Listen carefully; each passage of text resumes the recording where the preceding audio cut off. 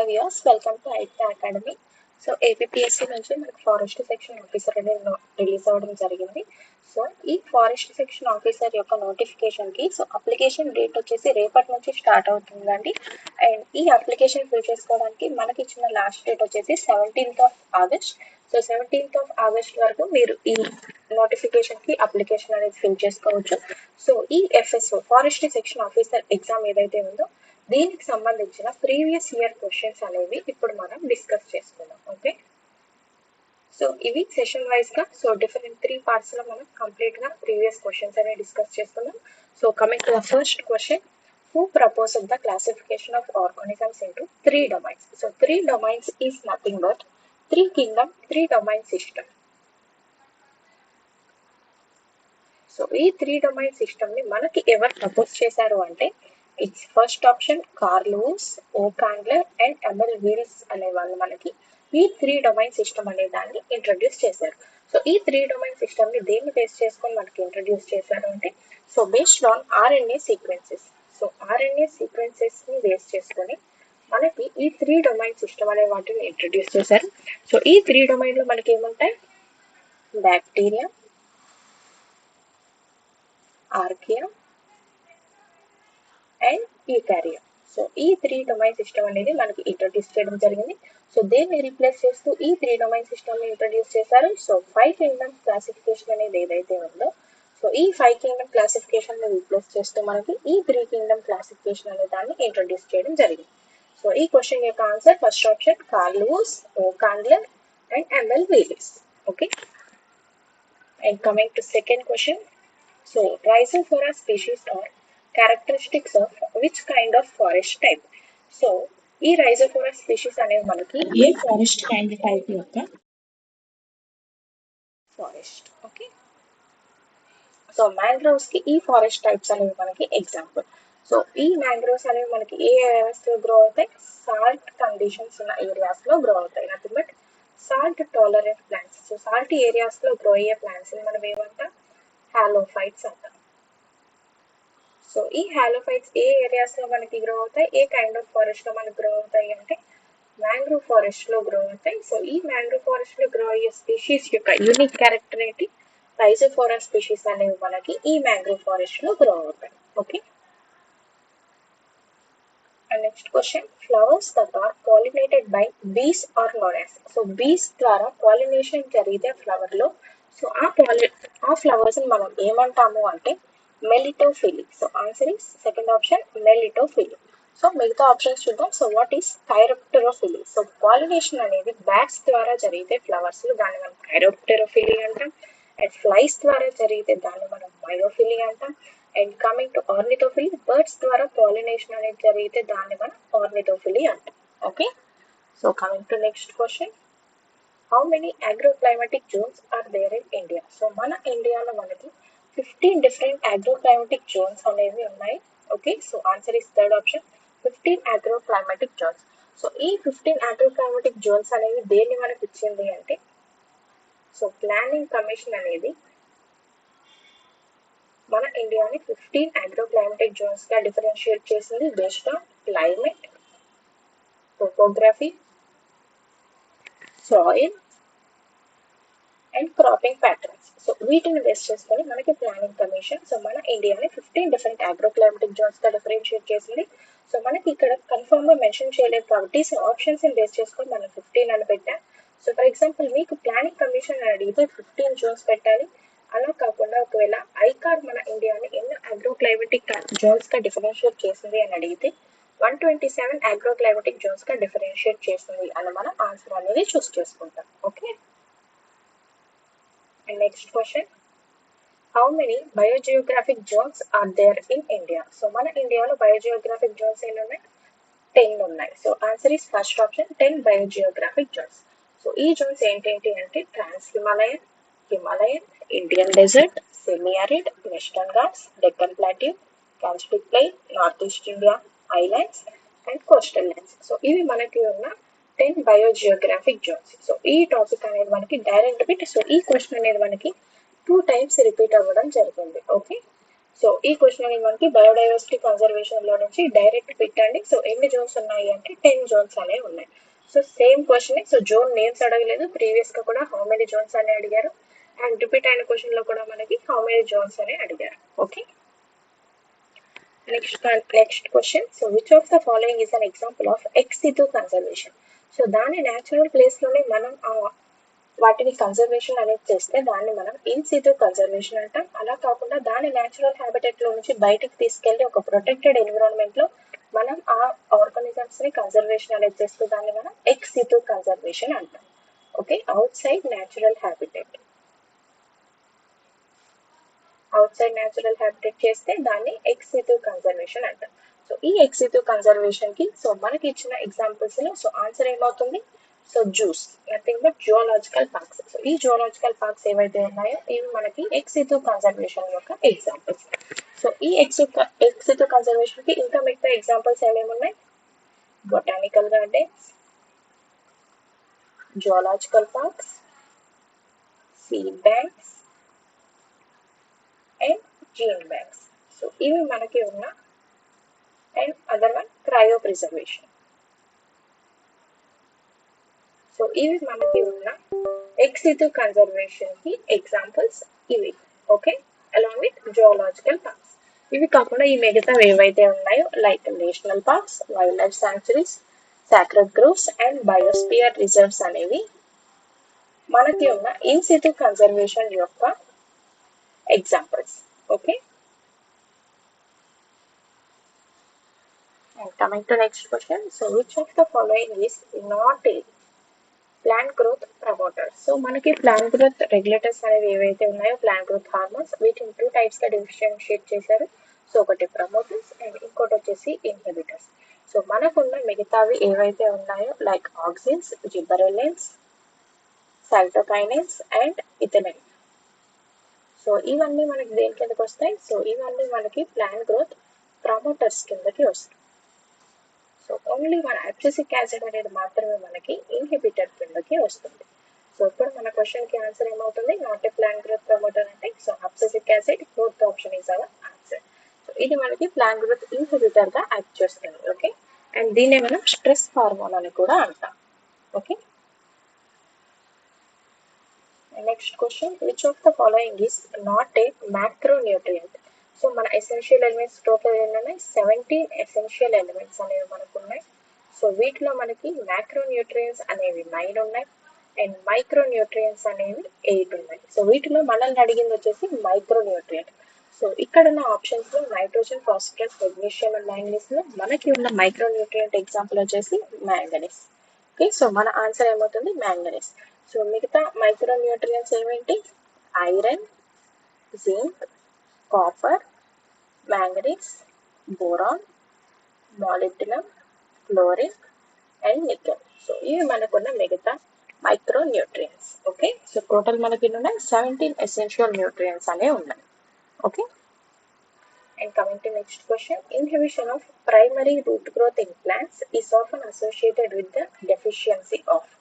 So primary root growth అనేది ఏ element యొక్క డెఫిషియన్సీ వల్ల స్టాప్ అయిపోతుంది ప్లాంట్ యొక్క రూట్స్ లో అని అడిగారు. సో దీనికి ఆన్సర్ వచ్చేసి ఫాస్ఫరస్. సో ఫాస్ఫరస్ డెఫిషియన్సీ అనేది ఉంటే మనకి రూట్ గ్రోత్ అనేది స్టాప్ అయిపోతుంది ప్లాంట్స్ లో. ఎందుకంటే ఫాస్ఫరస్ అనేది మనకు మెయిన్ గా దేంట్లో ఇన్వాల్వ్ అవుతుంది అంటే in cell division, root development, energy transfer, nothing but ATP transfer.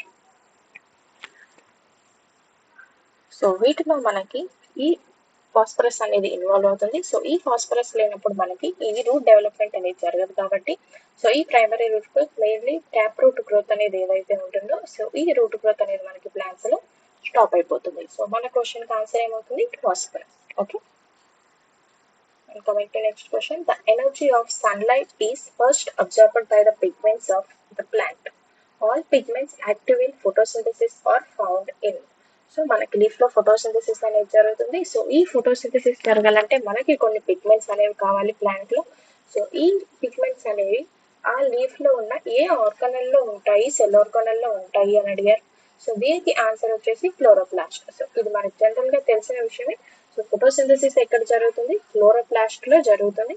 ఈ క్లోరోప్లాస్ట్ లో కూడా సో మెయిన్ గా మన ఈ ఆర్గనల్స్ అనేవి ఈ పిగ్మెంట్స్ అనేవి దేంట్లో స్పెసిఫిక్ గా ఉంటాయి అని చెప్పుకుంటే ఈ థైలకాయిడ్ మెంబ్రెయిన్ అంటే ఏదైతే ఉంటుందో క్లోరోప్లాస్ట్ లో ఈ థైలకాయిడ్ మెంబ్రెయిన్ లో మన పిగ్మెంట్స్ అనేవి ఉంటాయి like chlorophyll a, chlorophyll b, carotenoids and xanthophylls అనేవి ఈ థైలకాయిడ్ మెంబ్రెయిన్ లో ఉంటాయి.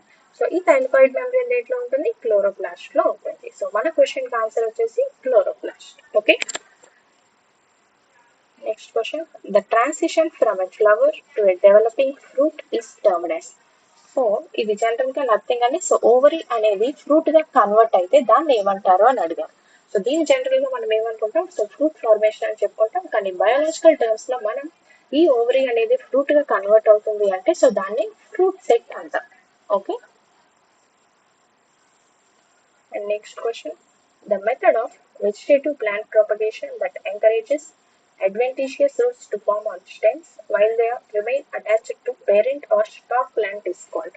సో ఈ ప్రాసెస్ ని మనం ఏమంటాం, సో లేయరింగ్ అంటాం. సో అసలు ఈ ప్రాసెస్ ఏంటి, సో మనకి ఒక ప్లాంట్ అనేది ఏదైతే ఆల్రెడీ ఉంటుందో సో ఈ ప్లాంట్ యొక్క స్టెమ్స్ అనేవి ఏవైతే గ్రో అవుతుంటాయో సో ఈ స్టెమ్స్ ని తీసుకొచ్చి మనం సో కింద సాయిల్ అనేది ఏదైతే ఉంటుందో సో ఒక స్టెమ్ ని మనం బెండ్ చేసి ఒక ప్లాంట్ గా గ్రో చేసుకుంటాం. ఓకే, సో ఈ స్టెమ్ ని మనం ఇక్కడ వరకు బెండ్ చేసేసి ఇలా మనం గ్రో చేసుకుంటాం. సో దీన్ని ఇక్కడ వరకు బెండ్ చేసేసిన తర్వాత ఏమవుతుంది, సో ఇది సాయిల్ కి అటాచ్ అయినప్పుడు ఇక్కడ రూట్ ఫార్మేషన్ అనేది జరుగుతుంది. సో ఈ పోర్షన్ వరకు ఏదైతే ప్లాంట్ అనేది మనకు ఉందో సో దీన్ని మనం లేయర్ అంటాం. అండ్ ఈ ప్రాసెస్ మొత్తాన్ని మనం ఏమంటాం, లేయరింగ్ అంటాం. ఓకే, సో మన టోటల్ కోర్స్ అనేది ఏదైతే ఉందో సో ఈ టోటల్ కోర్స్ లో సో ఏదైతే సిలబస్ అనేది మనం కంప్లీట్ చేస్తామో సో దీని నుంచి so previous year question papers అనేవి ఏవైతే ఉన్నాయో సో వాటిలో 50 డైరెక్ట్ బిట్స్ అనేది రావడం అనేది జరిగిందండి. సో మీకు పీడిఎఫ్స్ అనేది ప్రొవైడ్ చేస్తాం కదా, so if you want you can check also. So మనం ప్రొవైడ్ చేసిన పీడిఎఫ్స్ అనేవి ఏవైతే ఉన్నాయో సో ఆ పీడిఎఫ్స్ లో నుంచి డైరెక్ట్ గా 50 క్వశ్చన్స్ అనేవి రావడం అనేది జరిగింది. సో డైరెక్ట్ బిట్స్, సో మీరు ఇన్ డెప్త్ చదవాల్సిన అవసరం లేదు. సో జస్ట్ పైన సింగిల్ లైన్స్ అనేవి ఏవైతే ఉన్నాయో ఆ లైన్స్ అనేవి ఒకటి మీరు ఆ క్వశ్చన్ చూసి సో మన పీడిఎఫ్ అనేది కంపేర్ చేస్తే ఆ టాపిక్ లో 50 బిట్స్ అనేవి డైరెక్ట్ బిట్స్ అనేవి రావడం జరిగింది. అండ్ మనం లాస్ట్ లో ఏవైతే ఇంపార్టెంట్ డేస్ అనేవి ప్రొవైడ్ చేసామో so important like world soil day, world environment day, forest day అనేవి సో దీని నుంచి కూడా మనకి 2 క్వశ్చన్స్ అనేవి రావడం అనేది జరిగింది. సో మీకు ఈ 2020 ప్రీవియస్ ఇయర్ పేపర్ ఏదైతే ఉందో ఎఫ్ఎస్ఓది సో ఈ పేపర్ అనేది అప్లోడ్ చేయడం జరుగుతుంది. సో మీరు దీన్ని కంపేర్ చేసి మన పీడిఎఫ్స్ అనేవి కంపేర్ చేసి చూస్తే సో మీకు డైరెక్ట్ గా 50 బిట్స్ అనేవి అందులో కనిపిస్తాయండి. సో ఇది మన కోర్స్ యొక్క details. Okay, so coming to in detail of our course.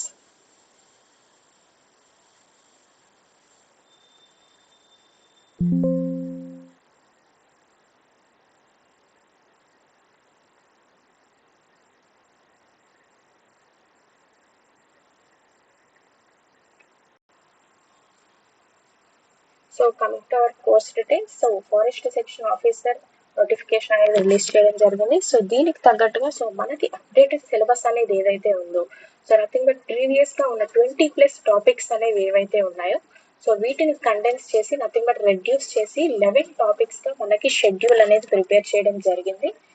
Okay, so ఈ 11 టాపిక్స్ ని బేస్ చేసుకొని సో మనకి క్లాసెస్ డీల్ చేయడం అనేది జరిగింది. సో ఈచ్ టాపిక్ ఒక్కొక్క కోర్స్ అనేది ఒక్కొక్క టాపిక్ అనేది ఇన్ డీటెయిల్ మనకి both prelims and mains cover అయ్యేలాగా సిలబస్ మొత్తం కంప్లీట్ చేయడం అనేది జరుగుతుంది. అండ్ క్లాసెస్ అనేవి బైలింగ్వల్ మోడ్ లో జరుగుతాయి, ఇంగ్లీష్ అండ్ తెలుగులో చెప్పడం అనేది జరుగుతుంది. అండ్ ఏ రోజు క్లాస్ ఆ రోజు మీకు పీడిఎఫ్ అనేది ప్రొవైడ్ చేస్తాం. సో మీరు క్లాస్ అయిన తర్వాత సో ఏమేమి జరిగింది ఏంటి అనేది మీరు ఒకసారి రివిజన్ చేసుకోవడానికి నెక్స్ట్ క్లాస్కి వచ్చే ముందు పీడిఎఫ్ అనేది ప్రొవైడ్ చేయడం జరుగుతుంది.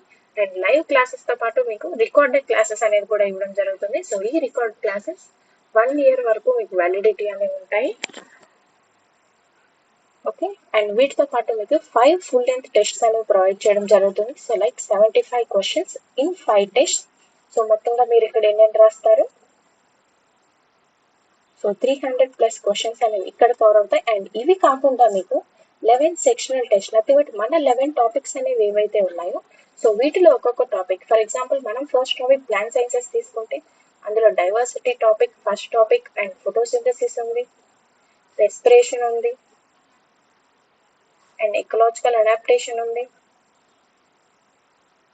అండ్ వెజిటేషన్ టాపిక్ ఉంది. సో ఈ టాపిక్ సపరేట్ టాపిక్స్ అనేవి ఏవైతే ఉన్నాయో ఒక మెయిన్ టాపిక్ లో మనకి ఉన్న సపరేట్ టాపిక్స్ ని బేస్ చేసుకుని సో ఒక్కొక్క టాపిక్ మీద మీకు సపరేట్ గా టెస్ట్ అనేవి కండక్ట్ చేయడం జరుగుతుంది. అది మీకు మాక్ టెస్ట్ లాగా ఆర్ ప్రాక్టీస్ క్వశ్చన్స్ లాగా మీకు హెల్ప్ అవుతాయి.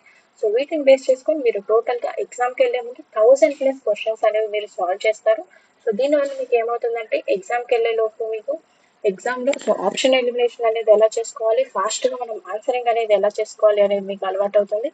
సో మన కోర్స్ డీటెయిల్స్ కి వస్తే so general forestry so complete course అనేది మనకి 1499 కి అవైలబుల్ గా ఉంది. సో మాకు కంప్లీట్ కోర్స్ వద్దు అనుకుంటే సో బుక్ అనేది రిలీజ్ చేయడం జరుగుతుంది.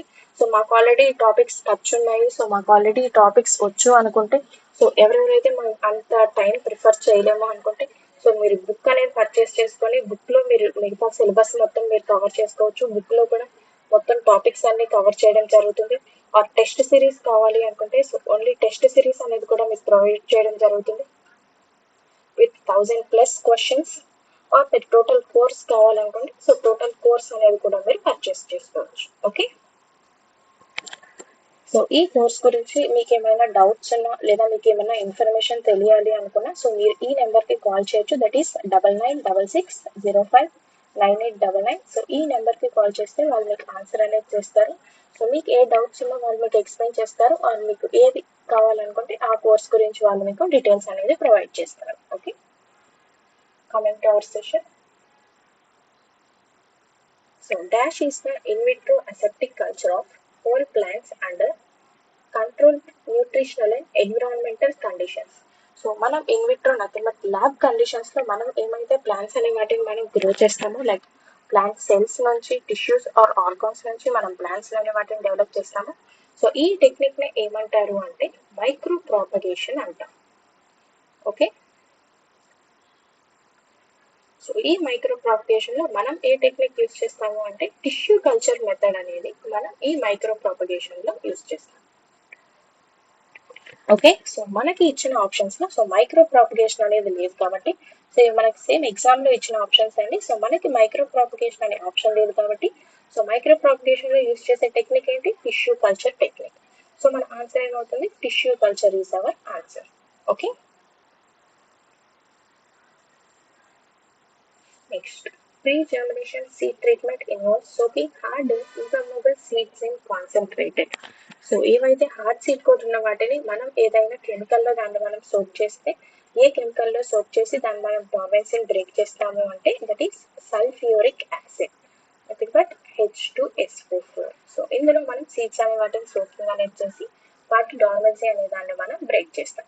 సో దీన్ని మనం ఏమంటాం, యాసిడ్ స్కారిఫికేషన్ అంటాం ఈ ప్రాసెస్. ఓకే, సో మనకి స్కారిఫికేషన్ లో 2 ప్రాసెసెస్ ఉన్నాయి, acid scarification and mechanical scarification. So concentrated sulfuric acid లో సీడ్స్ సోక్ చేస్తే ఆ ప్రాసెస్ ఏమంటారు, యాసిడ్ స్కారిఫికేషన్. సో పేరులోనే ఉంది యాసిడ్ స్కారిఫికేషన్. సో ఏ యాసిడ్ యూస్ చేస్తాం, సల్ఫ్యూరిక్ యాసిడ్ అనేది మనం యూస్ చేస్తాం. Okay, and coming to our next question, in greenhouses the primary environmental parameter traditionally controlled is. So greenhouses లో మనం so influence are most critical are ఏ factor ని first మనం control చేస్తాము అంటే ఇట్స్ టెంపరేచర్. సో ఫోర్మోస్ట్ ని మనం control చేసేది ఏంటి అంటే గ్రీన్ హౌస్ లో టెంపరేచర్. ఎందుకు అంటే సో ఈ టెంపరేచర్ అనేది మన ఫోటోసింథసిస్ అండ్ రెస్పిరేషన్ ఎఫెక్ట్ చేస్తుంది అండ్ గ్రోత్ రేట్ ఎఫెక్ట్ చేస్తుంది, flowering and fruiting and water and nutrient uptake అనే దాన్ని ఇన్ఫ్లుయెన్స్ చేస్తుంది. కాబట్టి సో ఫస్ట్ మనం ఈ టెంపరేచర్ అనే కాంపోనెంట్ మనం గ్రీన్ హౌస్ లో కంట్రోల్ చేసుకుంటాం. సో ఇవి కాకుండా మనం అదర్ ఫ్యాక్టర్స్ కూడా మనం కంట్రోల్ చేసుకుంటాం, that is humidity, wind, precipitation, carbon dioxide concentration, light intensity కూడా మనం కంట్రోల్ చేసుకుంటాం. సో మెయిన్ గా మనం కంట్రోల్ చేసుకునేది వచ్చేసి first component and main component వచ్చేసి టెంపరేచర్. సో మన ఆన్సర్ ఏమవుతుంది ఈ క్వశ్చన్ కి, temperature. Okay, so this is for today's session. So meet you all in the next session guys. So continue your preparation and see you all in the next session. Thank you so much.